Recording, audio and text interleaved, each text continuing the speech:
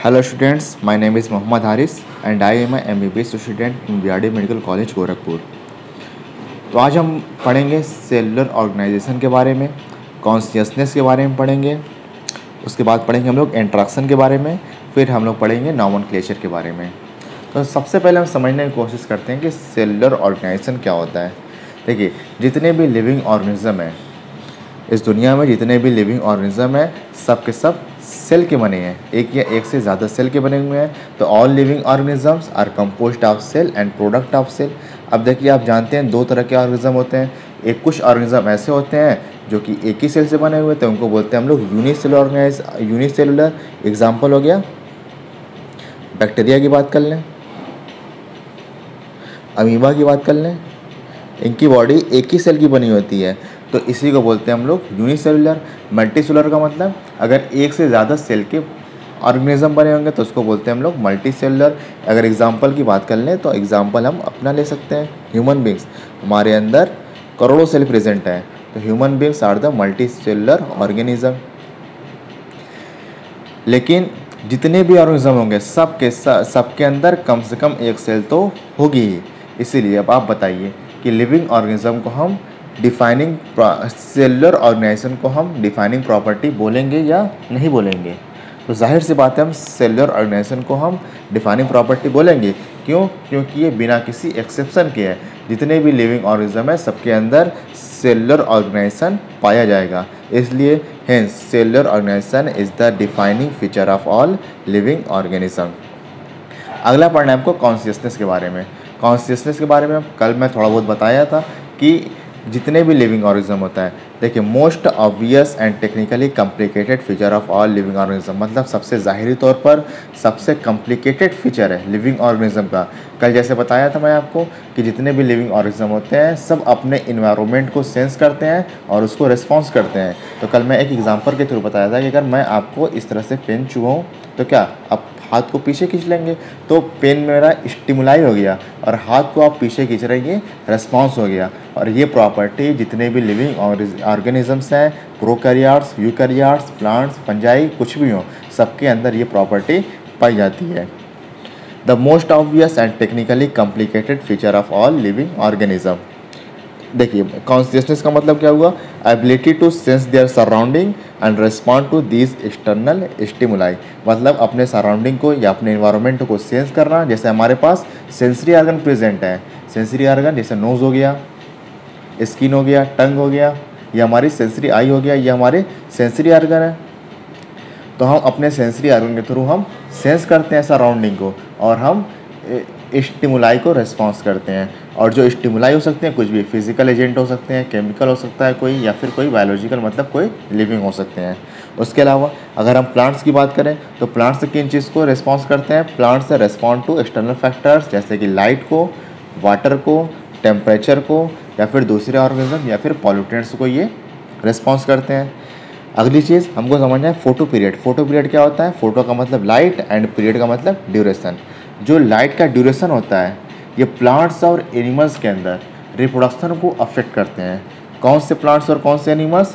वो प्लांट्स और वो एनिमल्स जो सीजनल ब्रीडर है। सीजनल ब्रीडर का मतलब ऐसे ऑर्गेनिज्म जो किसी पर्टिकुलर सीजन में रिप्रोडक्शन करते हैं, उन ऑर्गेनिज्म को हम बोलते हैं सीजनल ब्रीडर्स।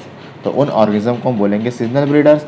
तो फोटो पीरियड मतलब लाइट का ड्यूरेशन, सीजनल ब्रीडर्स के अंदर प्लांट्स और एनिमल्स दोनों में रिप्रोडक्शन को अफेक्ट करते हैं। जैसे कि अगर डॉग का एग्जाम्पल ले लें, डॉग का एक पर्टिकुलर सीज़न होता है ब्रीडिंग करने का, रिप्रोडक्शन करने का। और ये जो कॉन्शियसनेस की प्रॉपर्टी है हर लिविंग ऑर्गेनिज्म के अंदर मौजूद होती है। तो हम इसको डिफाइनिंग फीचर बोलें या ना बोलें? डिफाइनिंग फीचर हम इसको बोलेंगे। क्यों? क्योंकि ये बिना एक्सेप्शन के हर लिविंग ऑर्गेनिज्म के अंदर ये प्रॉपर्टी प्रेजेंट होती है। Therefore consciousness becomes the defining feature of all living organisms. और अगर हम ह्यूमन बींग्स की बात करें, ह्यूमन बींग्स सेल्फ खुद से अवेयर होता है, मतलब हमको अपने खुद के बारे में जानकारी होती है।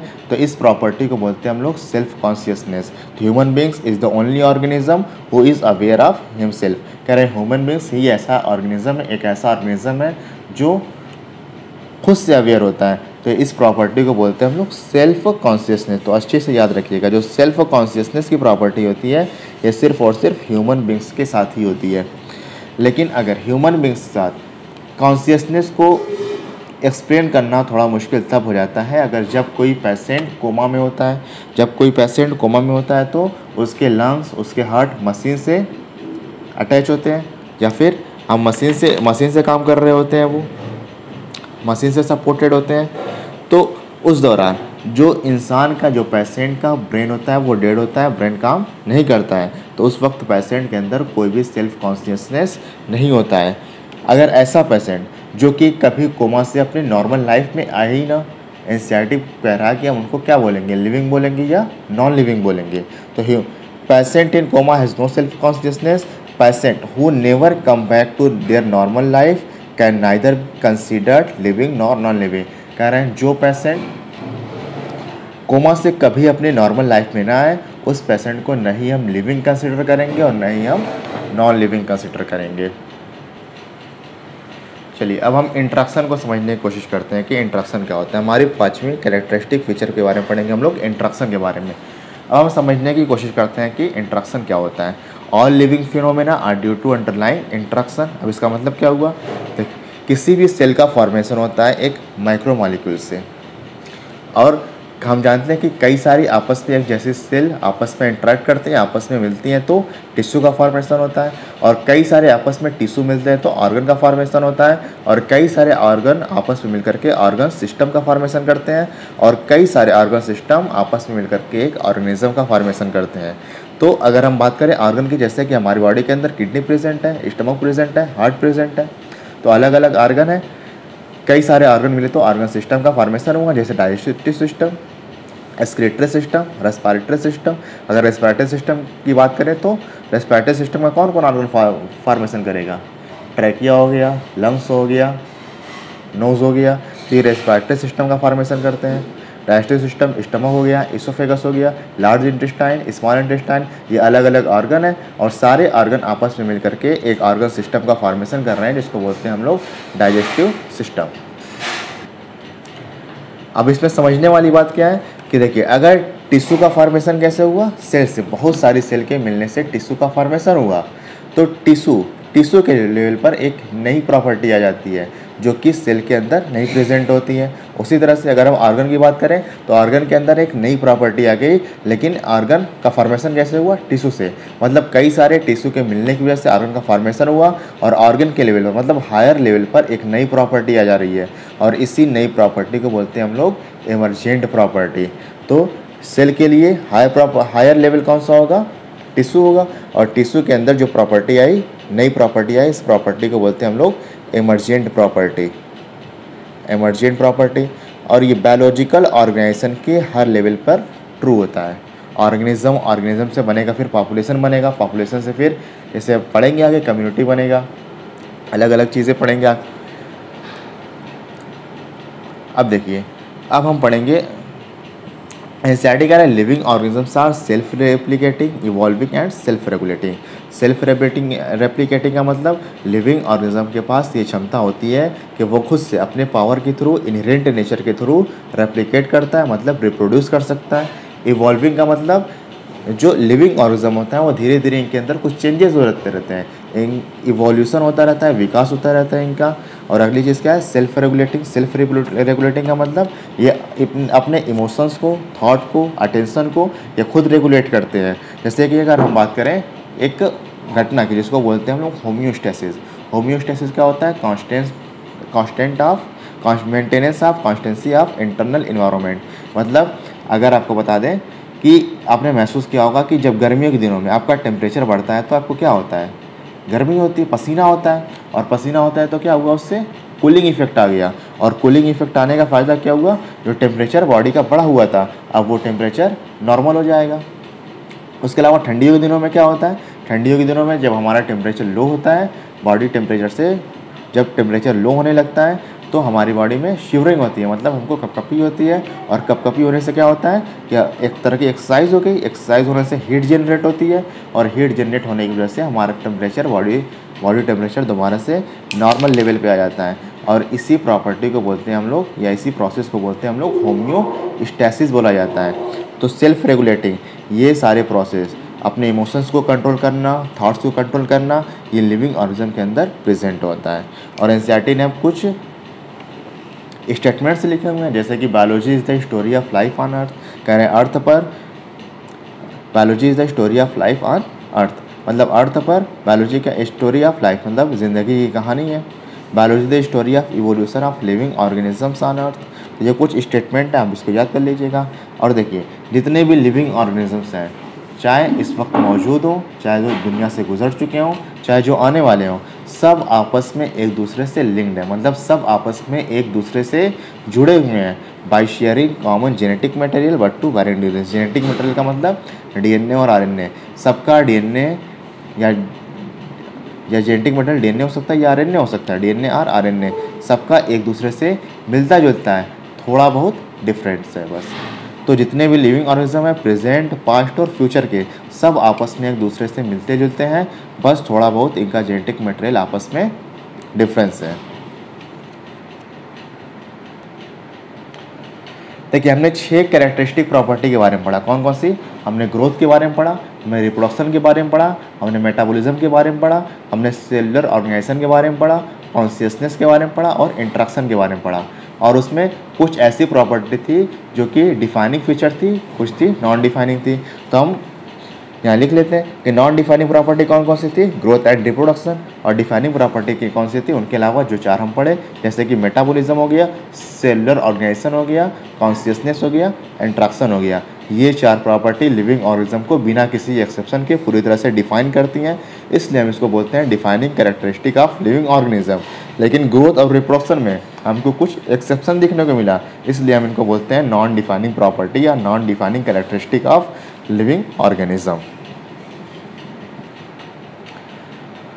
अब हम पढ़ेंगे diversity in the living world के बारे में।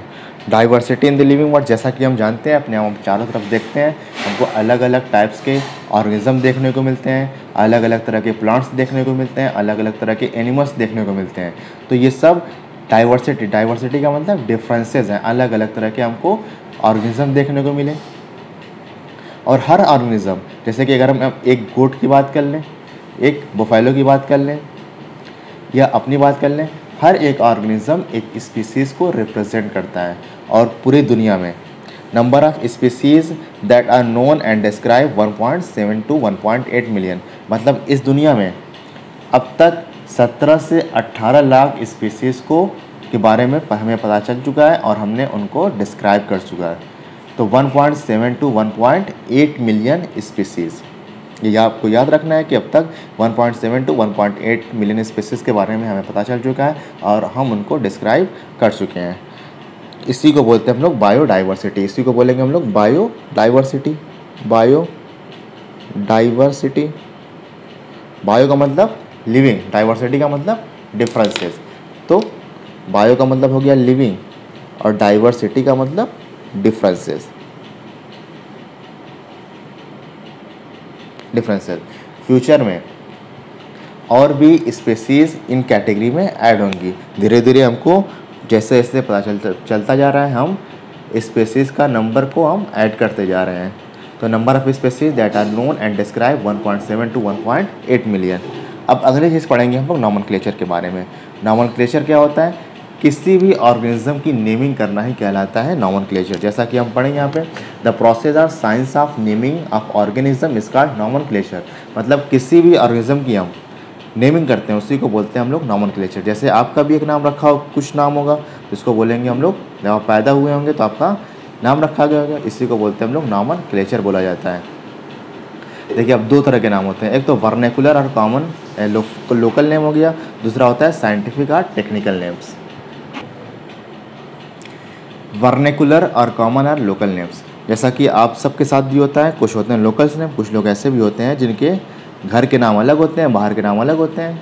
तो घर के नाम जैसे चुन्नू, मुन्नू, इस तरह से आपको घर में बुलाया जाता है, तो वो हो गया लोकल नेम, या फिर इसको बोलते हैं common name.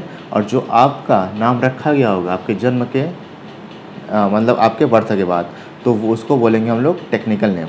The scientific name हम यहाँ पर अपने समझाने के लिए बता रहा हूँ कि हम साइंटिफिक नेम या फिर टेक्निकल नेम उसे कहा जाता है। तो दिक्कत क्या है वर्नेकुलर और कॉमन नेम में? दिक्कत क्या है कि कॉमन नेम में दिक्कत ये है कि अलग अलग ऑर्गेनिज्म के कई सारे, मतलब एक ही ऑर्गेनिज्म के कई सारे नाम होते हैं। जैसे कि चाइना रोज़ की बात कर लें तो इसी को हिंदी में गुड़हल कहा जाता है, और इसको इंग्लिश में शू फ्लावर कहा जाता है, और संस्कृत में पद्माचरेणी। तो इससे कन्फ्यूज़न होगा, लोगों को समझने में कन्फ्यूज़न होगा। तो साइंटिस्टों ने सोचा कि क्यों ना कुछ ऐसा कर लिया जाए कि नॉमेनक्लेचर को थोड़ा सा बहुत स्टैंडर्डाइज कर दिया जाए, जिससे कि पूरी दुनिया में एक ऑर्गेनिज्म को एक ही नाम से जाना जाए। तो साइंटिस्टों ने इस बात को महसूस किया, there is a need to standardise the naming of the living organism such that particular organism is known by the same name all over the world। मतलब क्यों ना कुछ ऐसा कर लिया जाए कि एक ही नाम से पूरे दुनिया, एक ऑर्गेनिज्म को पूरी दुनिया में एक ही नाम से जाना जाए। तो साइंटिस्ट ने बहुत सारे प्रयास करने के बाद इस चीज़ को डेवलप कर लिया। देखिए, साइंटिफिक और टेक्निकल नेम, nomenclature और naming is only possible when the organism is described correctly. कह रहे किसी भी ऑर्गेनिज्म का नॉमेनक्लेचर करना या नेमिंग करना ये तभी पॉसिबल है जब हम उनको पूरी तरह से डिस्क्राइब कर लें, और इस चीज़ को बोलते हैं हम लोग आइडेंटिफिकेशन। आइडेंटिफिकेशन का मतलब नॉमेनक्लेचर या नेमिंग, किसी भी ऑर्गेनिज्म की नेमिंग तभी पॉसिबल है जब हम ऑर्गेनिज्म को पूरी तरह से डिस्क्राइब कर लें, इसी को बोलते हैं हम लोग आइडेंटिफिकेशन। अब पढ़ेंगे हम लोग नॉमेनक्लेचर के बारे में। देखिए, साइंटिफिक और टेक्निकल नेम ये पूरे दुनिया के बायोलॉजिस्ट द्वारा एक्सेप्टेबल है। मतलब पूरे दुनिया के बायोलॉजी, जितने भी बायोलॉजिस्ट हैं, साइंटिफिक और टेक्निकल नेम को ही एक्सेप्ट करते हैं। और साइंटिफिक या टेक्निकल नेम के लिए कुछ क्राइटेरिया बनाए गए, कुछ प्रिंसिपल बनाए गए। ऐसे ICBN प्लांट्स की नॉमेनक्लेचर करना होगा तो इसके लिए कौन रिस्पॉन्सिबल होगा, कौन डिटरमाइन करेगा इसको? ICBN। फुल फॉर्म क्या है? International code of biological nomenclature, आपको याद करना है। एनिमल्स के लिए कौन रिस्पॉन्सिबल है, यहाँ पर लिख दे रहा हूँ। प्लांट्स के लिए कौन रिस्पॉन्सिबल है? ICBN, international code of biological nomenclature. Animals के लिए कौन रिस्पॉन्सिबल है? ICZN का full form international code of zoological nomenclature. ICVN ये वायरस के लिए रिस्पॉन्सिबल है, virus, international code of viral nomenclature. ICNCP मतलब कल्टीवेटेड प्लांट्स के लिए कौन रिस्पॉन्सिबल है? कल्टीवेटेड प्लांट्स, इसके लिए रिस्पॉन्सिबल है international code of nomenclature of cultivated plants. और बैक्टीरिया के लिए, बैक्टीरिया के नॉमेनक्लेचर के लिए कौन रिस्पॉन्सिबल है या कौन डिटरमाइन करेगा? International code of bacteriological nomenclature. तो आपको इतने याद करना है। कौन? ICBN का full form international code for biological nomenclature, किसके लिए रिस्पॉन्सिबल है? प्लांट्स के लिए। ICZN international code for zoological nomenclature, किसके लिए रिस्पॉन्सिबल है? एनिमल्स के नॉमेनक्लेचर के लिए। ICVN international code of viral nomenclature, किसके लिए रिस्पॉन्सिबल है? वायरस के लिए, वायरस के नॉमेनक्लेचर के लिए। International ICNCP international code of nomenclature of cultivated plants, किसके लिए रिस्पॉन्सिबल है? कल्टीवेटेड प्लांट्स के लिए। ICBACN international code of bacteriological nomenclature, किसके लिए रिस्पॉन्सिबल है? बैक्टीरिया के लिए, बैक्टीरिया के नॉमेनक्लेचर के लिए। तो आपको ये याद होना चाहिए।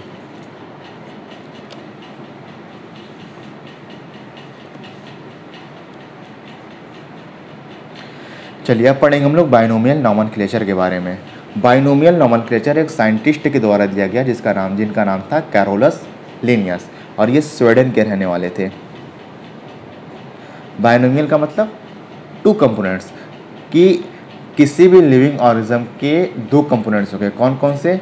Each name has two components, एक होगा जेनेरिक नेम, दूसरा होगा specific epithet. Generic name represent करता है जीनस को और स्पेसिफिक एपिथेट रिप्रेजेंट करता है स्पीसीज को। अब देखिए कुछ रूल बनाए गए नॉमेनक्लेचर के। The universal rules of nomenclature are as follows. The universal rule of nomenclature are as follows. जितने भी नाम होंगे उसमें दो कंपोनेंट होंगे। फर्स्ट कंपोनेंट होगा वो जेनेरिक नेम होगा और जो दूसरा होगा स्पेसिफिक एपिथेट होगा। तो फर्स्ट वर्ड रिप्रेजेंट जीनस। जैसे कि हम एक एग्जांपल ले लेते हैं, मैंजीफेरा इंडिका। मैंगो का साइंटिफिक नेम होता है मैंजीफेरा इंडिका। जो मैंजीफेरा इंडिका में जो मैंजीफेरा है, मैंजीफेरा रिप्रेजेंट कर रहा है जीनस को। और जो सेकेंड वर्ड क्या है? इंडिका। इंडिका रिप्रेजेंट कर रहा है स्पीसीज को। ये मैंगो की एक स्पीसीज हो गई।